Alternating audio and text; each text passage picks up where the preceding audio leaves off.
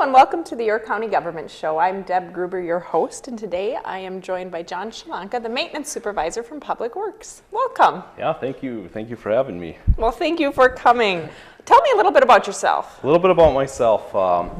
Besides work, I enjoy the outdoors. I'm an outdoor enthusiast. What comes along with that is your fishing and hunting. Fall is my favorite time of the year. We enjoy walks in the state park that we live fairly close to, and throughout the state. We've been through a number of them. So that's about me. Been with Morrison County for 23 years. I started out, if you want to say towards the bottom, I was summer help for 3 years. And then I took a facility operator's position for 3 years, and then I took a maintenance tech. For about 18 years I plowed snow, and then I took a maintenance foreman job, and then I took the maintenance superintendent. So I've been around here a while. I've seen a lot of changeover, a lot of retirements, and a lot of new faces. I do really enjoy my job, the people I work with, the people I meet out in the public, and so I have a lot of fun. Well, good, and we like having you, and the perspective you can bring is just wonderful in terms of all of those positions and your knowledge gained through all of those, and then turning and now leading that, and it's wonderful to have that perspective. And I know you're doing absolutely. I can relate with the workers that are at the different levels because I've been in those positions and have a good understanding of them. So relating with what the workers do is very good. Wonderful. You're doing a good job. I know that. Thank you. You do a lot of things at Public Works. Mm-hmm. You obviously have seasons that you go through and the different things that you do in the different seasons, and we're going to concentrate a little bit today, or mostly today, on the winter. Yeah. So winter's coming up. What are you doing over at Public Works to prepare? Kind of what we do to prepare starts back in actually back in April. We have to get our contract out and for salt. So first week in April we have to have that in. What happens is we look at our quantities. We see what we used last year, the previous years before.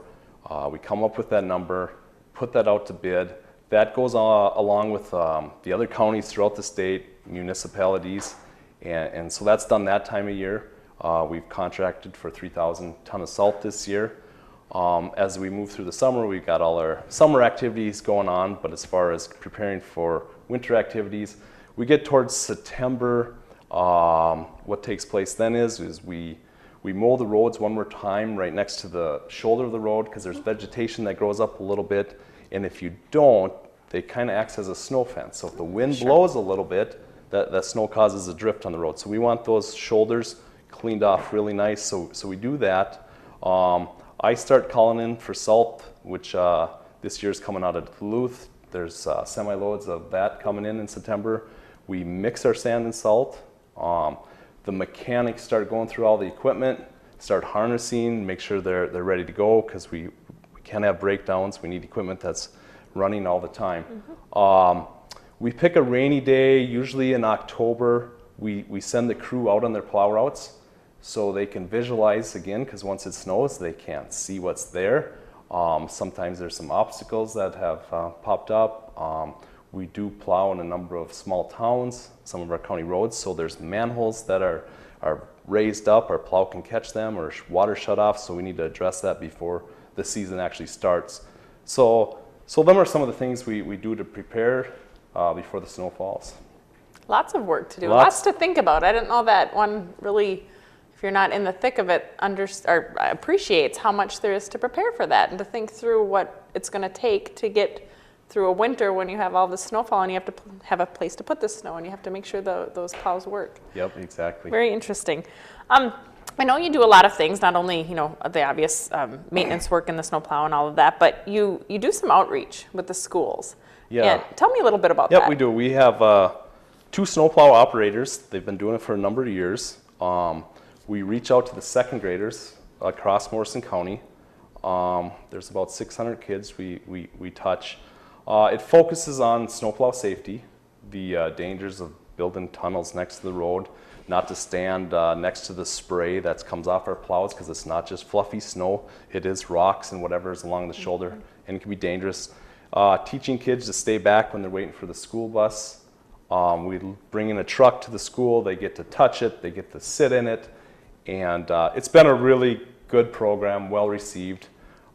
Sometimes the best way to reach adults is through their kids. Yep, I remember And- when my son came home and told me about the snowplow day, and then reminds me in the winter sometimes, even still, Yep. what we need to remember. Yep. So we will continue that program. I'm a strong supporter of it, and it just teaches kids some snowplow safety that maybe they never have a chance, and to get up close and personal to the truck and touch it and see it, and they can go home and say, "Hey, Mom and Dad, this truck is really big. There's a lot of metal there," and so there's some effect that's carried on. Yeah, exactly. It's a good program. Thank you for doing that. You bet. All right, let's talk a little bit about Morrison County. And I know we have a map here, and what do we have going on in Morrison County? How many? I brought this map in today just to show you how big Morrison County is.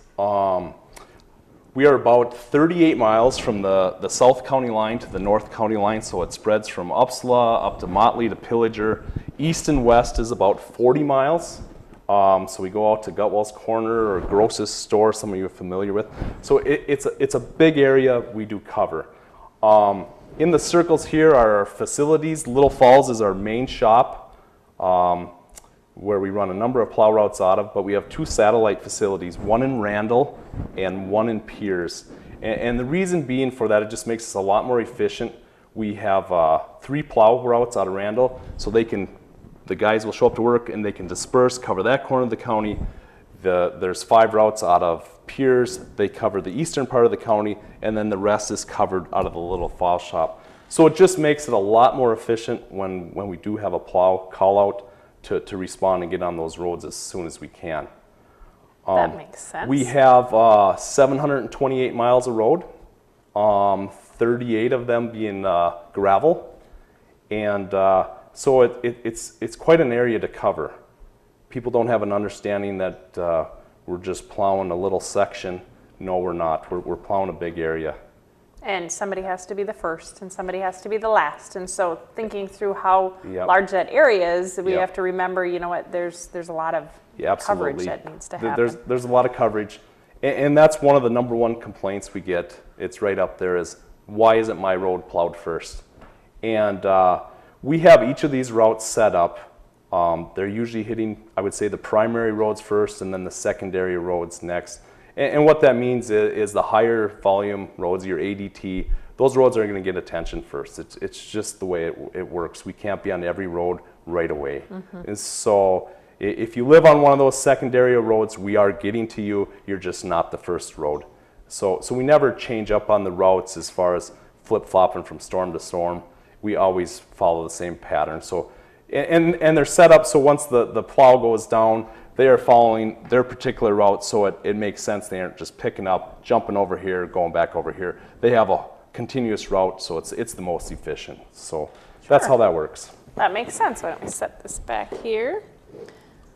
All right, so 17 routes you said? We have 19 routes. routes. There's 11 routes, again, out of Little Falls, 3 out of Randall, and 5 out of Pierce. And how long does each route take? You know, each route takes, the miles on the route, they average about 40 miles roughly per route.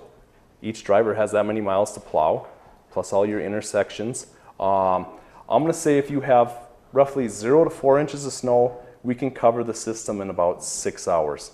If it's 4 inches or more, it's going to take more around that 8 hours to cover the routes. And why is that? Because you're either pushing more snow, you get to intersection, your plow sometimes it won't go straight, and when it pushes harder, you don't get up to the speed.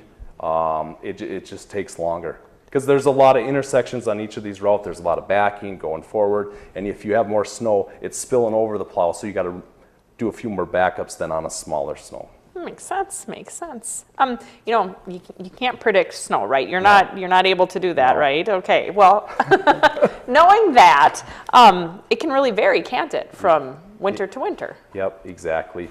We seen a difference. You know, we look at last winter, we were out 21 times. Okay. The winter before that, we were out 47 times. So it does vary winter to winter. The average, I would say, and I'm talking the whole crew is called out for those types. Once in a while, we'll have a truck here or there. But I would say it's 25 to 26 times on an average. Yeah, I remember the other year was bad, but 47 compared to 21, 47 that is a times. lot. Yeah, big difference. It is, wow. It's snow obviously, but ice too. Yeah, absolutely. We're not only responding to snowfalls, but ice storms. And we seem to, I would say over the last maybe 5, 6, 7 years, our temperatures in the winter are a lot more moderating. And so they're closer to that freeze thaw point. And we've seen a lot more ice. And How do you deal with the ice? What do you do? well, what we do with ice is we end up center lining everything, sanding everything, trying to melt that. It can be very dangerous. Some people don't think our trucks will slide on ice, but they will slide very easily, especially on curves and supers. We do have chains for all our trucks to put on, which will help us get through the ice storm. But the goal is you got to get material, sand and salt down on the entire road system. Now, do you always mix sand and salt, or is there a certain approach you take? Here's what we generally do. We generally run with a 50-50 mix. We do have 100% salt. Some of the routes around Little Falls or some main arteries, we will heat up our loads, we call it. So we will add some extra salt into our 50-50 mix, but generally that's the mix we run. Because salt is very expensive, and we get great results with our 50-50 mix. And when putting that product on, does it melt existing ice? Does it just not form more? How does that really work? No, here's what ice or what salt does. It works best in temperatures above 15 degrees. Now, somebody might say, well, gee, the air temperature is colder than that, and it's still melting the ice on the road. But your road temperature is different than your air temperature because of your sunlight, and most roads are got a black color to it, and so that's how it works.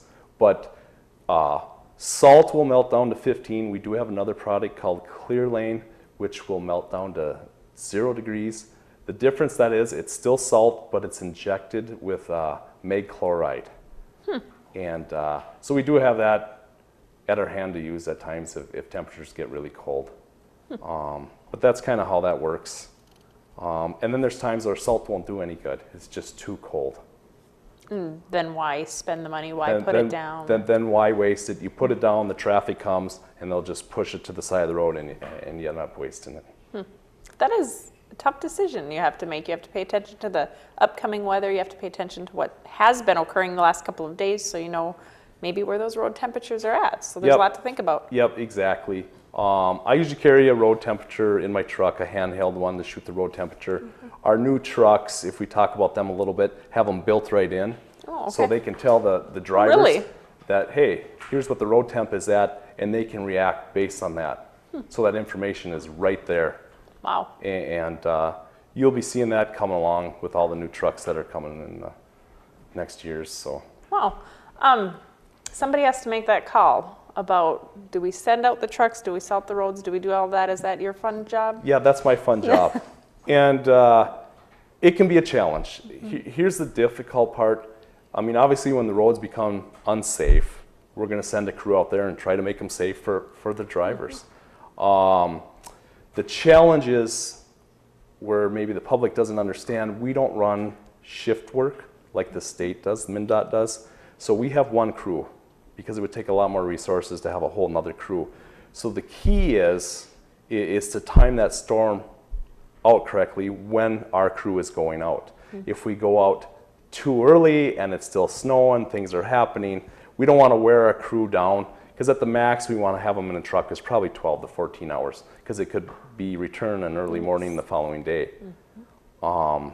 So there's a lot of variables there. Typically we are plowing towards the end of the snowstorm, so if I'm up at 1 or 2 in the morning checking roads, the snow is done, we're going to call the crew out. I'm going to call the crew out, get them on the routes, get them cleaned up before the morning rush, and the school kids are going to school.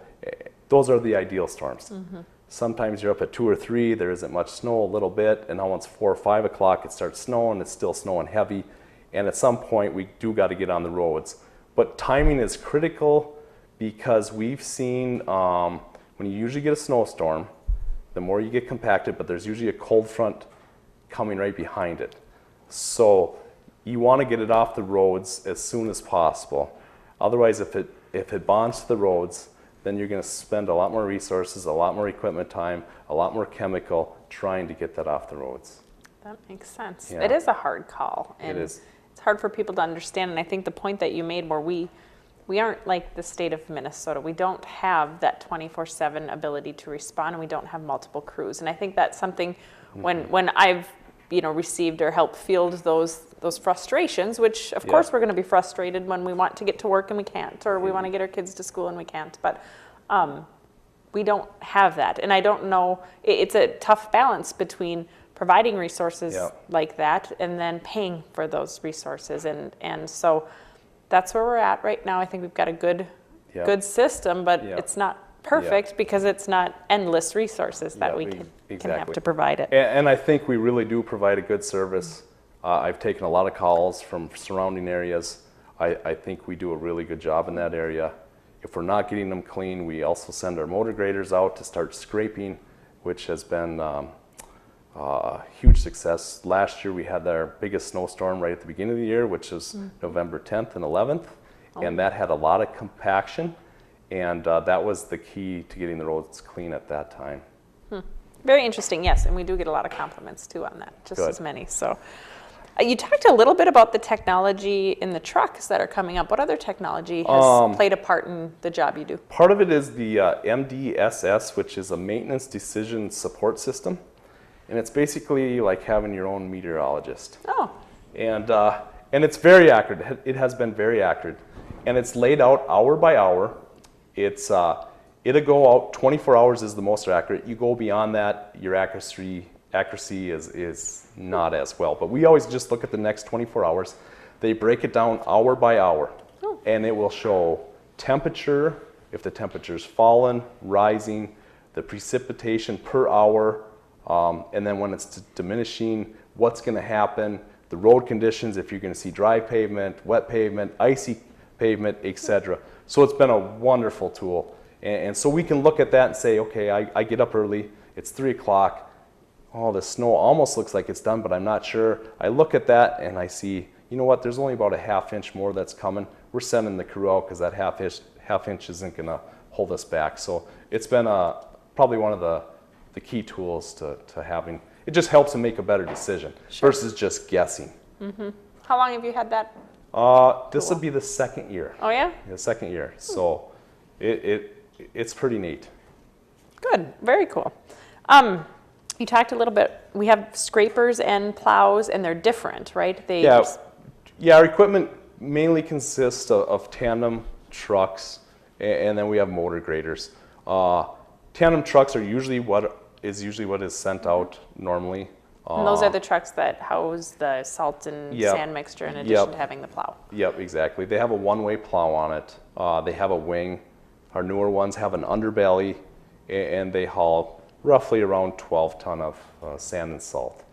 And we do get a number of complaints where people say, the plow driver must not have his plow down. And it is, but here's the thing with the one-way plow.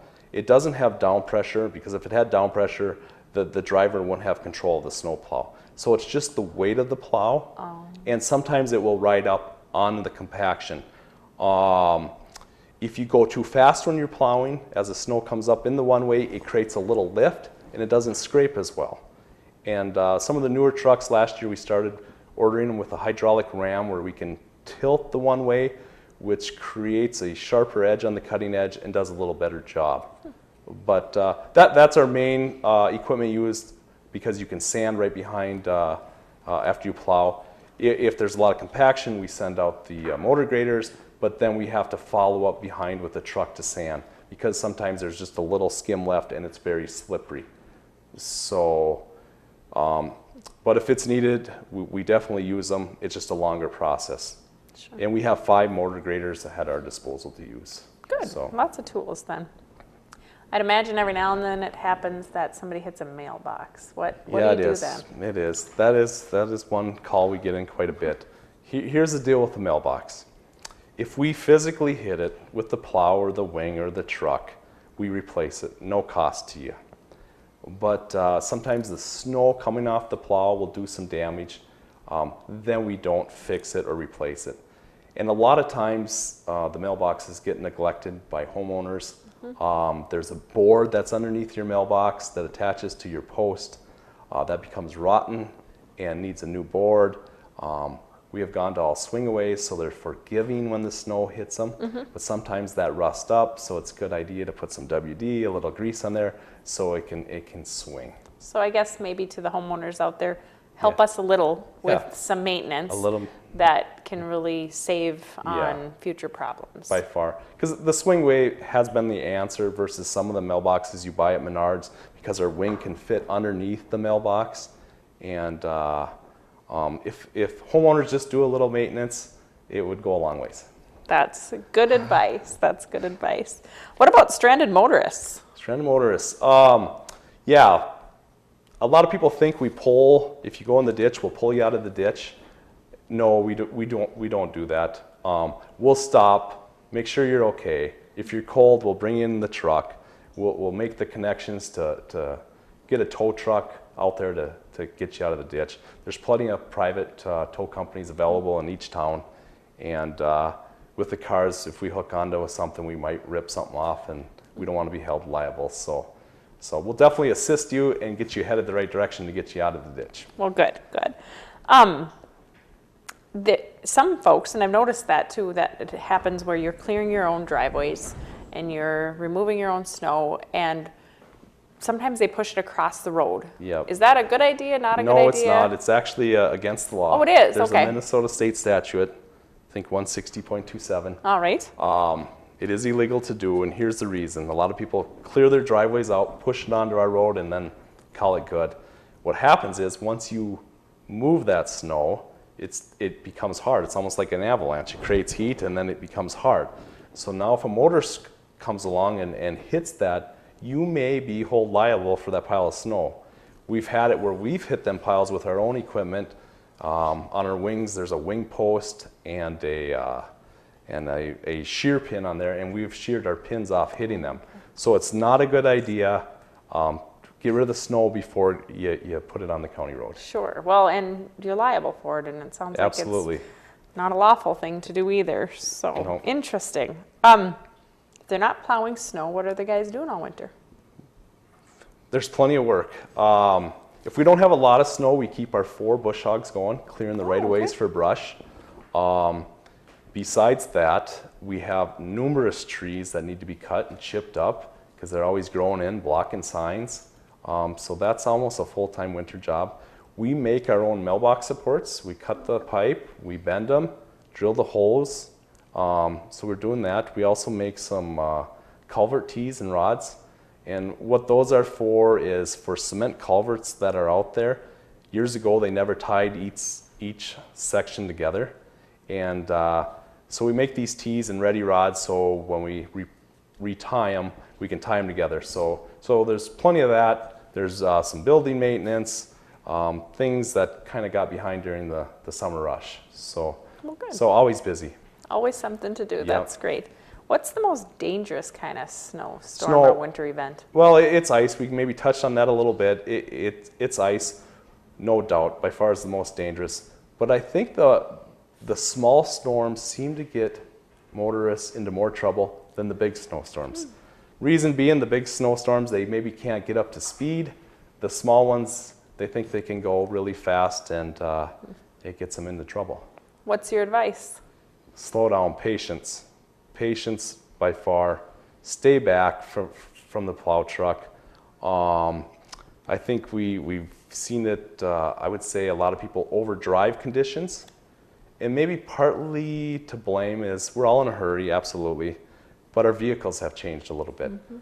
Your parents and my parents probably had studded tires, they had rear-wheel drives, and then as the 80s came along, the cars went to front-wheel drive, and then in the mid-90s, the crossovers started coming out with all-wheel drive and traction control, which are great tools, but people push them to the limits. Sure. And so then it gets them into a little bit of trouble. Sure. Well, good advice. And John, thank you for your work. You do an excellent job. We're glad to have you in the position we have you. So appreciate you coming out today too. And I think we're going to spend some time and go take a look at a truck and see kind of a little bit about what we're talking about Sure, today. you bet. Yeah, thank you. And thank you for joining us for your county government show, which is aired Fridays at 2 p.m. and Saturdays at 7 p.m. on Charter Channel 180. Thank you. Well, we're over here at our shop here in Little Falls at the Morrison County Public Works Department. Here is one of our tandem snowplow trucks. Cost on one of these is about $225,000 for one unit. They come with a one-way plow, which is up front. Here was the cutting edges I was talking about. These wear out after about 5 or 6 times you're out with the plowing. They just wear down with the blacktop. Price on those to change are $200 to $250.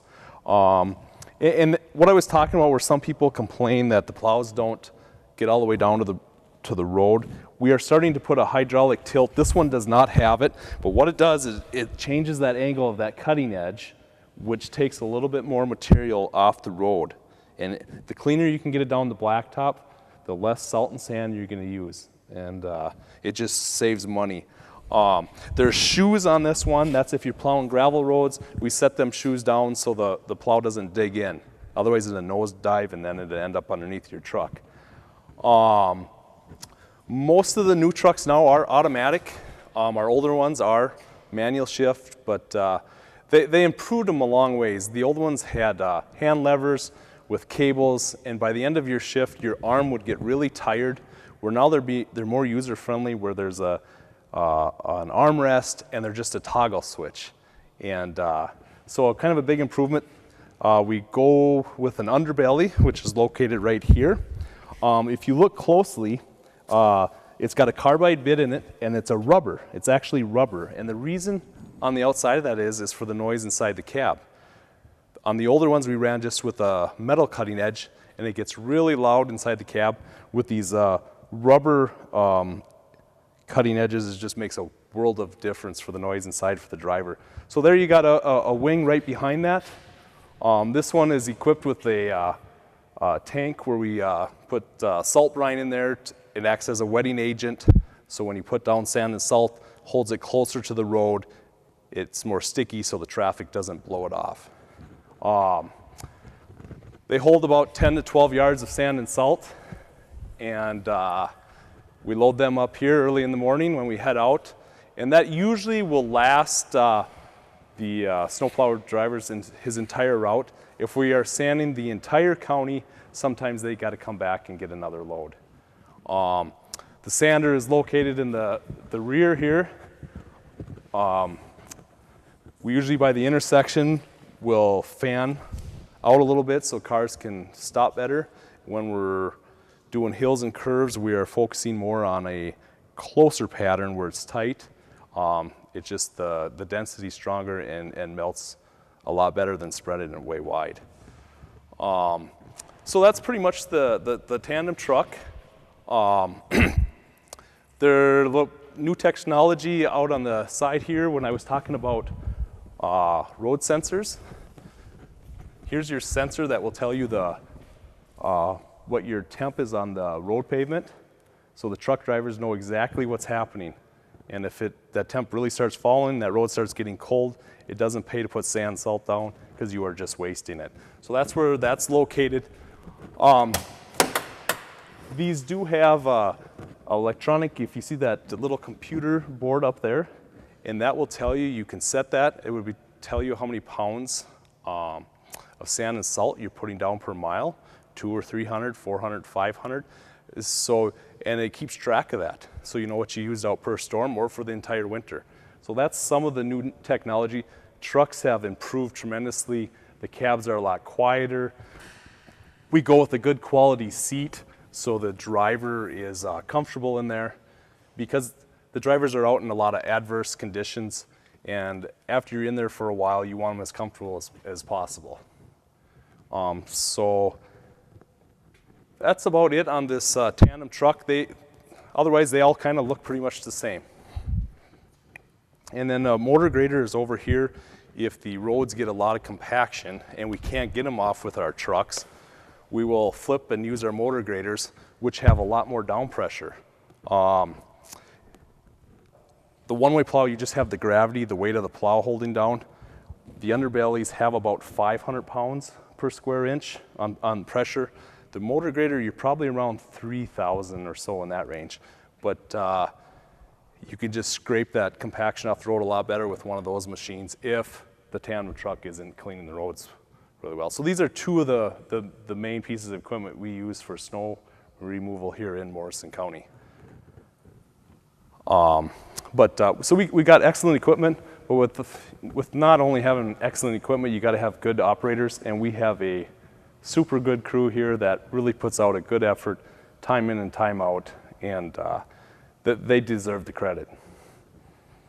So thanks for having me and giving you a chance to show our equipment here at Morrison County.